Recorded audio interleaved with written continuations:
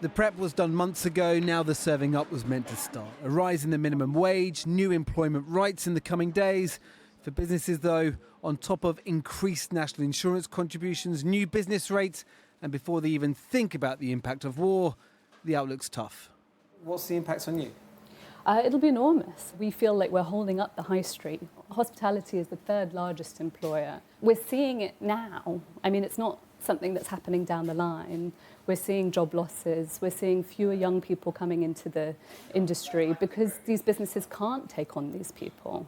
The changes in the national insurance rules means that there's a huge reluctance to take on part-time workers. So I think we're seeing it now, and actually it will only get worse. That's the feeling. The cost of war, though, could start having an impact here too. The Food and Drinks Federation have predicted food inflation could hit 9% later this year. The reason? Just ask the man who delivers the fresh veg here. Our fuel bill in the last 2 weeks has doubled from £1,000 a week to £2,000 a week because we're out on the roads delivering and collecting from these farms every day.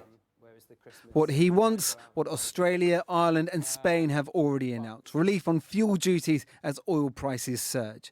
Today, the Prime Minister addressed the pressures caused by the blockage on the Strait of Hormuz, but as yet, no help is forthcoming.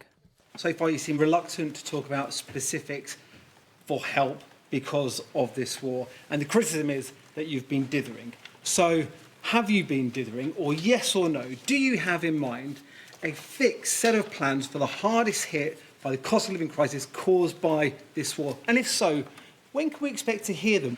In relation to what might be needed later in the year, obviously we're working through contingencies. A lot of it will depend on how long the conflict goes on, how quickly the straits are open, because it's very difficult to assess at the moment what might be needed, say, in the winter, until we know the answer to that question. So we're looking at a number of contingencies, as you would expect.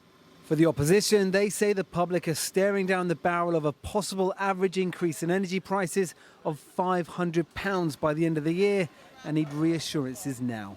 What they should be doing is trying to bring down bills. That's why we said they should scrap VAT on energy bills for the next 3 years. We found the funding for it. Our cheap power plan would do that. So we think the government's got to be more generous, not a blank cheque like Liz Truss, but it's got to realise that a £500 rise in energy bills on top of higher mortgage costs and on top of higher fuel prices is just not affordable. The one intervention the government has announced so far, £53 million targeted to help low-income households in rural communities with heating oil. But many fall outside the target, and the cost of living in Thornbury, South Gloucestershire is biting. Filled my tank up last year was 1,250 litres, will cost me £700. I can pay £800 for 500 litres today. Half the tank cost more than the whole tank last year. Oh yeah, noticing less money left, or no money left. Petrol, food, it's just an increasing situation. Don't know where it's going to end. Inflation is now predicted by some analysts to hit 4% by the end of the year, but it won't hit all equally. There is going to be a really big difference between different households depending on their income. So if you are one of the kind of lower income households, your inflation shock, the amount of prices are increasing, could be about 1% more than if you were in a kind of higher income household. And that is just from the increase in energy bills.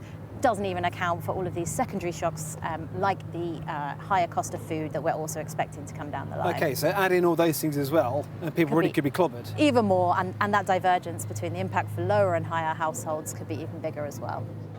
The government insists the end of the year, when energy costs may well be at their highest, is their focus.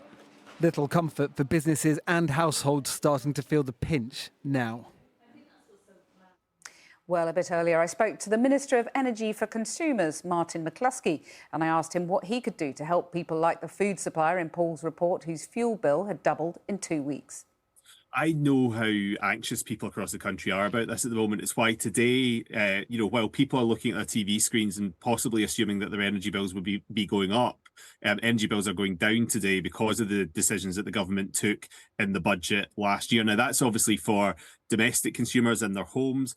We're also looking at what we could be doing for non-domestic users, so businesses and others, and we'll come forward with proposals on that in due course. But even so, the supplier that we just spoke about, not a household but a business, they need that support now. Why not consider emergency measures now rather than saying to people, well, wait till the autumn? People want reassurance now, don't they? We won't walk by and let people suffer in this crisis, and that's why we've set out the proposals today. We've set out measures today which are coming into force. We've also, just for example, in people who are heating oil customers, within 2.5 weeks of this situation starting, we had support on offer for people on heating oil. We haven't been slow in acting, and we're moving at pace on this and considering every day exactly what support people need. Other governments around the world, including within the EU, are suggesting that people work from home more, that they perhaps use their cars less. I know you're not issuing that edict, but is it sensible if people are considering doing those things? Would you back that personally? Look, people should be going about their business as they normally do. They shouldn't be changing their habits. We've got a really secure supply in this country of energy. We're not saying go and change your behaviour as other countries are, because we're not in the same situation as many of these other countries. For example, Slovenia, I think it was put to be in an interview last week, but the situation there is very different because of cross-border tourism on fuel from Austria, for example. So every country is dealing with this situation in their own national interest and reflective of their own national circumstances, and that's what we are doing here in the UK as well.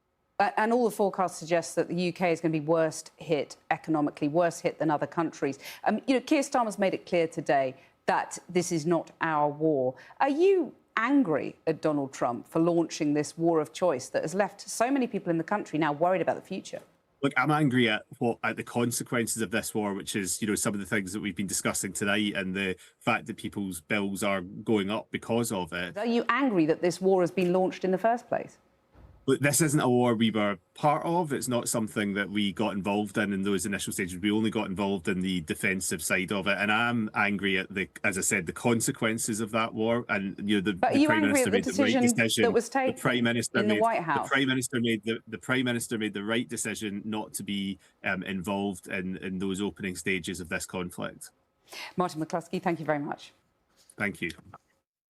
Well, Karen Betts is head of the Food and Drink Federation. She's with me now. He's not angry, but you're worried, aren't you? We are worried. Food and drink manufacturers have been worried about sticky inflation in the UK for a while. But because of the war, they asked us to review our forecasts. We were forecasting before the war that food price inflation would be just over 3% at the end of the year. Now we're forecasting it will be somewhere between 9 and 10%. 9%. That seems like a lot. When is the last time we had 9%? Well, we would have had it at some point in 2022. Food After price the inflation, Ukraine war started, yeah. Yeah, peaked in 2023. And plus COVID as well, those double effects. Yes, then we were dealing with the impact of COVID, Brexit and the war in Ukraine. Now I think we're dealing with another war shock, having not quite recovered from all those prior shocks. It's been a very turbulent 6 years in food and drink manufacturing. This prediction of 9%, which isn't very rosy, to put it mildly, is based on the war ending in 2 or 3 weeks' time. What happens if it goes on longer? Well, we had to base it on some assumptions. Sure. So, yes, that the war would come to some sort of close or some sort of resolution in mid to late April, and also that it would then take the energy system about a year to get back to normal. So, yes. But it could take longer, of course. We just don't know. It absolutely could take longer. And what are businesses telling you? What businesses are really worried about is direct energy costs. Small and medium-sized companies, as you heard earlier, are feeling a very direct impact of higher energy prices now. Bigger manufacturers tend to hedge their costs a bit, so they are not all paying higher prices yet. Right. But I was speaking to a manufacturer earlier today who were renegotiating their energy contracts, and he told me that the new price they're being offered is 40% higher than the price they were paying in their previous contract, which could be the end for some business. That could be it, right? Absolutely, and we found in the previous inflation cycle that we've been through that, particularly again for small and medium-sized companies, it was very often difficult to contract at all, and so they ended up having to buy energy on the spot market, which is the most expensive place to buy. So we heard quite a lot of reassurance from the Prime Minister today, and just now from the Minister talking to Kathy. But what are they actually doing? And if they're not doing enough, what should they be doing? Well, we think that the government should be helping food and drink manufacturers with energy costs. At the moment, there is a scheme that helps heavy industries reduce their energy costs. So at the moment, the costs of automotive manufacturers, so cars, planes, wind turbines, for instance, are supported by the government. Food and drink manufacturing is not in those schemes, despite the fact we are intensive energy users. So we're saying to the government, we are puzzled by that. We don't understand it. We were under some pressure from the government before this current crisis to bring down prices. Now this crisis has hit. So really, given that people need to eat and drink every day, and on average we buy a car... It's pretty essential. Yes, only every 6 to 9 years, then really government should be supporting the price of food manufacturing. Tax cuts, business rates coming down. Well, there are then a range of policy levers that the government can pull. What we're saying to them is there are some parts of this crisis that you can't control, but there are some parts that you can.